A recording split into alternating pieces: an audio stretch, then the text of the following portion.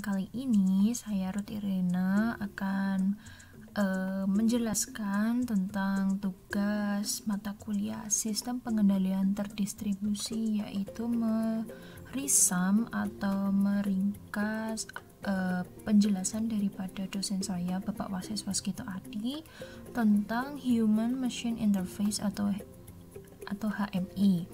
Nah, di sini referensi yang saya gunakan serta gambar-gambarnya dan juga penjelasan-penjelasan semuanya ini ada di wasiswa.com. Jadi bagi kalian semuanya yang ingin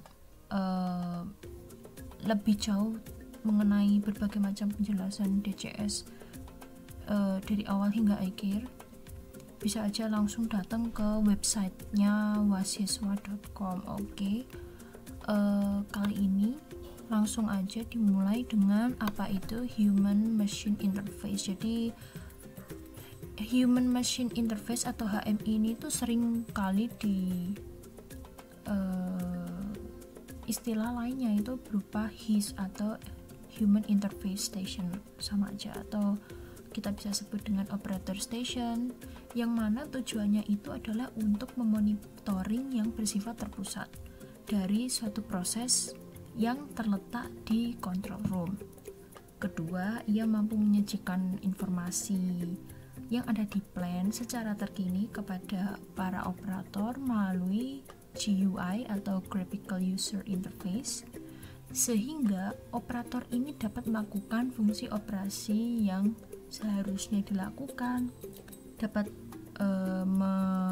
maintenance atau merawat ya, dan juga troubleshooting jika ada suatu trouble pada suatu alat yang dikontrol atau yang dapat kita lihat oleh operator itu melalui HMI itu. Lalu pengembangan variabel proses, parameter kontrol, alarm, dan lain-lain itu dapat kita temukan di HMI. Nah, pada umumnya HMI ini tuh berupa seperti komputer atau desktop atau PC ya, dengan display monitornya, di mana melalui display monitor itu kita mampu melihat keseluruhan sistem dari layar tersebut. Jadi hampir sama seperti komputer-komputer. Lalu PC yang kita tahu lah pada umumnya ya bentuknya seperti ini, contohnya di gambar ini seperti PC ya. Jadi bisa melalui, sekarang ada yang bersifat wireless atau bisa dari jarak jauh, bisa dimonitoring menggunakan mobile phone, ataupun masih bisa menggunakan dalam bentuk PC layar komputer seperti ini. Nah, HMI ini biasanya dilengkapi dengan alat-alat penunjang lainnya seperti keyboard untuk mengetik berbagai macam perintah dan sebagainya. Ada untuk pad, khusus untuk para engineering ingin menulis atau melakukan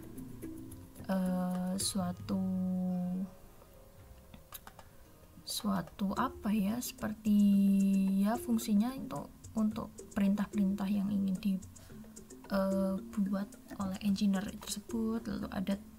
Lalu displaynya itu juga bersifat touchscreen gitu. Nah, HMI ini dalam DCS itu didukung oleh suatu perangkat komunikasi, server database, ada controller, ada I/O modul, input-output modulnya, serta peralatan instrumentasi yang ada di lapangan itu juga terhubung ke HMI. Jadi bisa kita lihat dari gambar ini kan. Jadi ini tuh ada sejenis penghubungnya gitu ya. Nah, jadi di sini tuh dari bisa bersifat Modbus, web server, e-wire, ada analog input output, terus ada digital input outputnya juga. Jadi di kabinetnya itu di samping ada digital input output, ada juga analog input output. Nah, di sini peralatan yang ada di lapangan, alarm, berbagai macam sensor untuk suhu itu juga bisa terhubung melalui ini penghubungnya, router, lalu menuju ke ditampilkan ke display HMI-nya, atau bisa melalui PC monitor atau melalui mobile phone. Nah, di HMI ini itu ada beberapa sistem yang bisa kita ketahui. Yang pertama itu adalah sistem view. Nah, sistem view ini adalah tujuannya untuk membangun sistem pengendalian menggunakan DCS. Jadi selain diperlukan hardware, juga diperlukan yaitu softwarenya. Nah, software ini adalah perangkat lunak yang berisikan tentang bahasa pemrograman, yang mana nanti bahasa pemrograman tersebut akan disimpan dalam satu memori yang terdapat pada CPU modul, atau kita tahu itu prosesor modul. Nah, fungsi program ini sebagai aturan yang harus dilaksanakan oleh prosesor dapat melakukan aktivitasnya. Nah, pada DCS telah disediakan suatu database di mana bila kita melakukan perubahan atau mengisi database yang disediakan, maka prosesor akan melakukan DCS, yang mana prosesornya akan bekerja ya. Jadi DCS ini menggunakan prosesor yang ada pada FCS. Nah, untuk melakukan perubahan database ini, maka kita harus memerlukan password atau key engineering. Nah, key engineering atau password itu apa? Tujuannya dengan mengarahkan posisi switch pada operator station ke posisi engineering. Jadi, selanjutnya menu engineering ini kan dibuka melalui key engineering itu pada operator keyboard. Jadi, terdapat 3 bagian utama untuk tampilan pada menu ini, yaitu pertama sistem konfigurasi, perubahan tampilan operator station, dan juga perubahan konfigurasi dalam FCS-nya. Sehingga untuk melakukan perubahan-perubahan fundamental ini, maka personal yang berwenang ini dalam merubah sistem DCS itu haruslah engineer. Jadi sedangkan untuk operator ini tugasnya hanya untuk mengoperasikan DCS sesuai proses plan-nya. Jadi yang untuk bisa mengkonfigurasi key engineering itu hanya seorang engineer. Kalau operator hanya untuk mengoperasikan DCS ini untuk proses pada plan yang dikerjakannya. Nah, sistem view ini merupakan induk dari semua fungsi engineering, jadi agar dihasilkan menu operasi yang handal dan mudah bagi operator. Sistem view ini hanya bisa diakses oleh personel yang tadi berwenang dengan akses key engineering atau passwordnya tadi. Nah, dalam menu ini terdapat menu-menu untuk mendesain, misalnya untuk menambah jumlah station. Nah, station di sini itu semua peralatan yang terhubung dengan bus controller. Jadi peralatan-peralatan yang ada di lapangan yang terhubung dengan bus controller. Jadi bisa berupa FCS ataupun operator station, ataupun bisa EWS atau engineering workstation. Nah, untuk mengedit function block ini itu mendefinisikan trend, control group, dan lain-lain itu hanya bisa dilakukan di ini tadi, bagian menu system view. Nah, untuk kemudian operasi bar window di bawah ini adalah bar window yang selalu muncul dan posisinya itu selalu berada di atas. Ini ya, ini. Dan tidak bisa ditutupi oleh window lainnya. Jadi apabila kita ingin membuka jendela baru, maka bar window ini tuh kayak harus mungkin di close dulu, lalu bisa buka jendela yang baru. Nah, bar window seperti ini itu disebut juga dengan sistem message window. Jadi seperti ini tampilannya, dan juga seperti ini. Jadi kondisi default umumnya ini terkoneksi dengan target FCS. Nah, kecuali kalau didefinisikannya itu berbeda. Jadi bila kita membuat sebuah project, maka secara default hasil project utama ini akan terhubung langsung dengan FCS, kecuali didefinisikannya itu berbeda-beda. Seperti itu.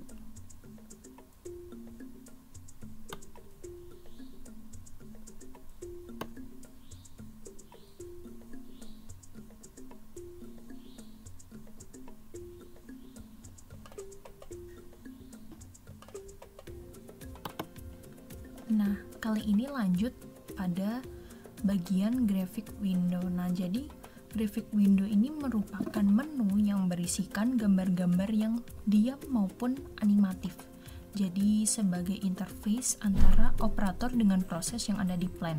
Nah, gambar yang dibuat ini bisa 2 dimensi ataupun 3 dimensi.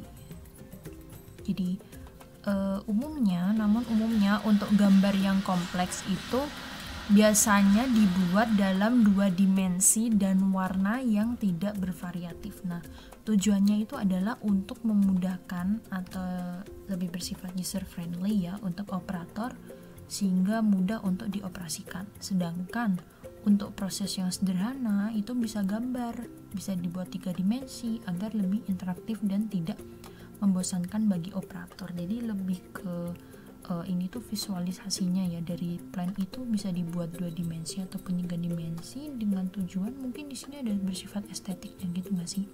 Jadi kayak kita mengerti secara gambarannya di lapangan itu seperti apa, sehingga tidak hanya berupa blok-blok function atau seperti itu, tapi ada kayak seperti simbol yang ada kayak di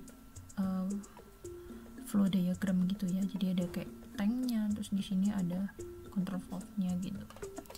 Nah, gambar yang animatif ini tuh dihubungkan dengan data-data yang ada di lapangan sehingga tampilan yang ada di screen ini, yang ada di sini, contohnya ini di unit distillation column ini merupakan representasi sepenuhnya daripada proses yang ada di lapangan. Seperti itu. Nah, lalu yang ketiga itu adalah trend window. Jadi trend window ini umumnya itu digunakan untuk melihat perubahan nilai variabel proses. Tetapi bisa juga nilai variabel yang lain, misalkan ada set point ataupun ada MV. Jadi di sini bisa ditampilkan set punya berapa, lalu setelah dari kontrol itu keluarnya berupa MV-nya itu seperti apa. Nah, setiap nilai perubahan variabel ini harus dan selalu terkait dengan yang namanya waktu. Nah, jumlah maksimal trend window ini itu adalah, atau penanya trend ini, jadi yang kayak ada garis-garisnya gini, itu maksimal ada 8 yang dibedakan berdasarkan warna untuk tiap trend window-nya. Jadi misalkan PV itu warnanya apa, set point itu apa, MV-nya berapa dan sebagainya. Jadi PV tiap controller ini juga bisa dibedakan berdasarkan warnanya. Lalu di sini ada tuning window. Jadi tuning window ini itu digunakan untuk menganalisa atau menganalize sebuah loop proses, yaitu untuk mendapatkan komposisi nilai parameter kontrol PID proporsional integral derivatif. Nah, pada panel ini akan ditampilkan sebuah faceplate dari controller itu. Dan trend tuning ini yang menginisiasi 3 variabel perubahan, yaitu apa saja? Set value, SV, process value, PV, dan manipulated variabel MV ya. Jadi serta informasi perubahan numerik dari masing-masing variabel dan setting batas alarm ya, batas MV, SV. Dan yang terpenting lagi dari tuning window ini itu adalah memasukkan nilai PID-nya. Jadi nilai parameter PID ini didapatkan dengan cara tuning. Nah, misalnya dengan menggunakan metode salah satunya yaitu kurva reaksi. Nah, kurva reaksi ini akan didapat dengan menganalisa perubahan parameter proses yang tampil pada trend window di samping faceplate controller ini. Jadi ini bentuknya. Jadi yang tanda hijau ini namanya bagian numeric parameter, jadi parameter dari controller. Lalu di sini ada trend itu berupa grafiknya gini bentuknya, berupa garis gini. Dan juga di sini ada faceplate controllernya yang bisa kita tuning, yang ada di sebelah kanan berwarna merah ini. Nah, yang kelima itu adalah operator guide window. Jadi operator guide window ini memberikan informasi kepada operator mengenai keadaan semua proses. Jadi panel ini tuh akan memberikan notifikasi berupa bunyi buzzer dan flashing kepada operator. Jadi titik berat dari panel ini itu adalah memberikan semua informasi kegiatan proses dan yang telah dilakukan oleh operator. Nah, serta memberikan tuntunan kepada operator mengenai apa yang harus dilakukan bila tiap step proses atau alarm itu terjadi. Jadi di sini tuh ada reaktor, misalkan high temperature, misalkan kalau dia udah melebihi dari settingan temperature yang tinggi, maka bisa ada notifikasi berupa buzzer ataupun flashing lampu gitu ya, kayak ya seperti itu. Misalkan kalau ada dia condition error, maka di sini ada operator get message yang akan mengindikasikan bila terjadi tadi, kalau ada alarm seperti apa, seperti itu yang dapat dilihat oleh operator gitu. Jadi operator ngerti kalau ada misalkan alarm dari suatu unit itu nyala, misalkan karena high temperature dan bla bla bla. Nah, ini yang terakhir dari fitur HMI ini, yaitu proses alarm window. Nah, proses alarm window ini itu memberikan informasi kepada operator mengenai suatu proses. Nah, informasi ini tuh sebatas keadaan tiap instrumennya dan tidak memberikan arahan kepada operator mengenai tindakan atau saran yang harus dilakukan oleh operator tersebut. Jadi secara otomatis message ini itu sudah termasuk dalam sistem DCS. Jadi engineer tidak perlu melakukan customize terhadap message ini atau customisasi. Jadi ini udah ada di DCS-nya. Nah, sekian penjelasan dari saya tentang HMI atau Human Machine Interface, dan terima kasih telah menyaksikan video saya. Dan apabila masih ada salah dalam tutur kata ataupun penulisan, saya mohon maaf. Kritik dan saran diperlukan. Terima kasih.